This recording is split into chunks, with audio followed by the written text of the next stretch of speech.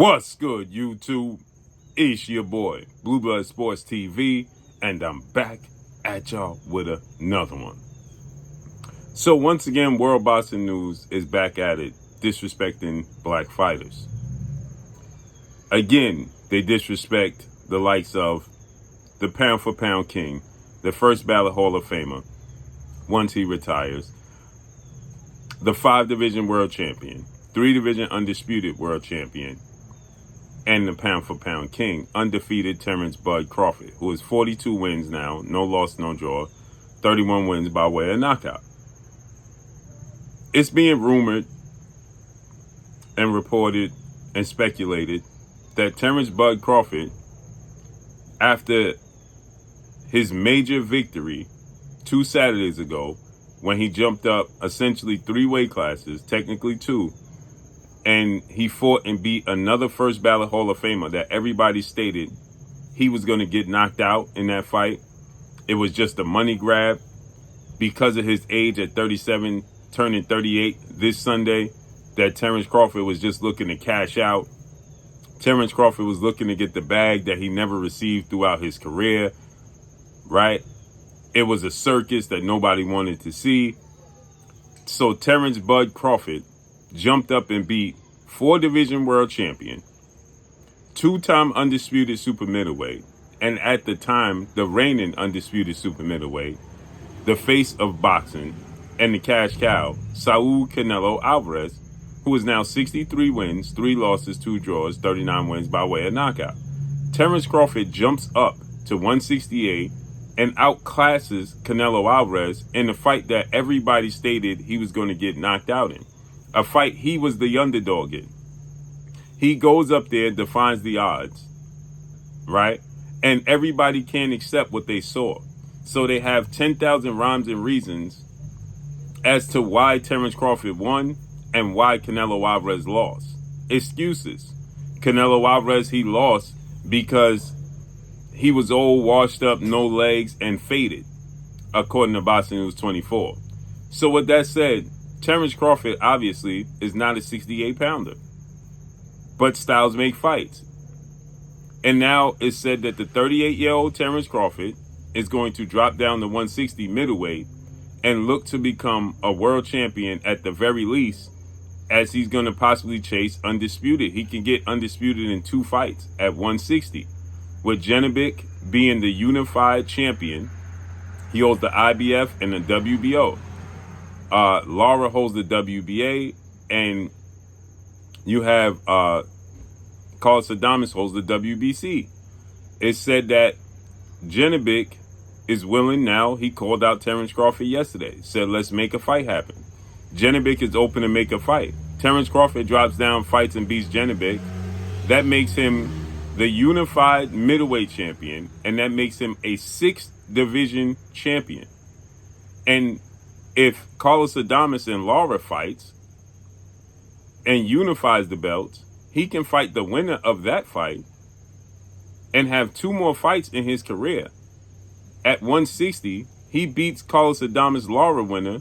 That makes him a 6th division champion and a 4-division undisputed champion and lineal champion, undoubtedly, in 4 separate weight classes.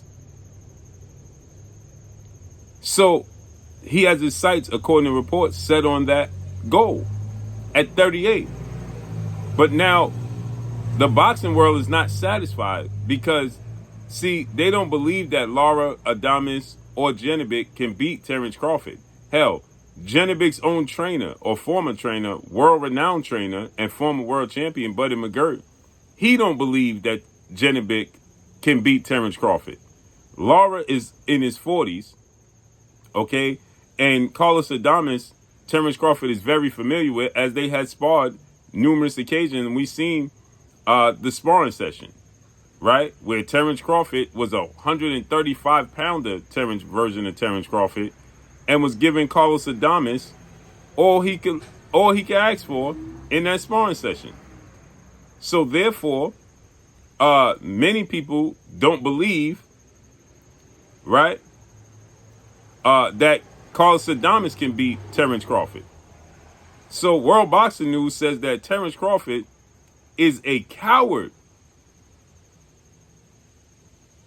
This is what they said. Terence Crawford is a coward moving down to 160 and becoming a world champion rather than defend his titles at 168 pounds. Right? Which is ridiculous. Because, again, like I said, Terence Crawford is 37, 38 years of age. Okay? He's 37, 38 years of age. So why would he stay and defend his titles against young, hungry fighters that he has no wins against? When I mean that, not that he can't win, that they bring nothing, absolutely nothing to the table for Terence Crawford. Nothing. There are no big money fights. Him and Benavidez is a bigger fight than anybody he can defend his titles against. They say Mbili at 168. Mbili and Benavidez is a higher profile fighter right now than Christian Mbili. He's the unified champion. So this is what they said, and they keep going. Quote, moving down in weight would send a message to the fans that Crawford lacks the courage to stay at 168 after beating the faded Canelo Alvarez on September 13th and prefers to make a hasty retreat to avoid suffering his first career defeat. So really, technically, what they want to say is that they feel like David Benavidez, the Mexican Ecuadorian monster, can possibly make 168 again. Okay?